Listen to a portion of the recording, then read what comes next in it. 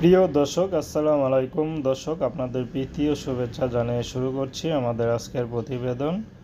তো দর্শক, আজকে আমরা এক অসহায় মেয়ের গল্প তুলে ধরব, যার নাম হচ্ছে রিমি। রিমির বিয়ে শাদী হয়নি। রিমি ইউটিউবে এসেছে মূলত বিয়ে শাদীর জন্য। কারণ রিমি বড় হওয়ায় ফুপুর কাছে। কারণ রিমির বাবা মা কেউ নেই, রিমি ফুপুই বড় করেছে। তো রিমির ফুপা ছোট থেকেই রিমিকে দেখতে পারে না, খুবই খারাপ আচরণ করে। বড় হওয়া তো আরও বেশি বেড়ে গেছে।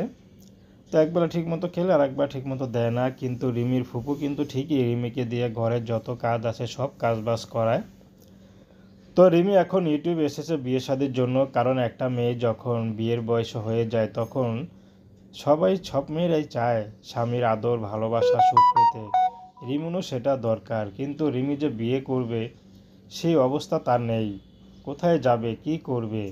একটা পাত্র পাত্রীকে দেখতে হলে তো পরিবারের অনুমতি লাগে।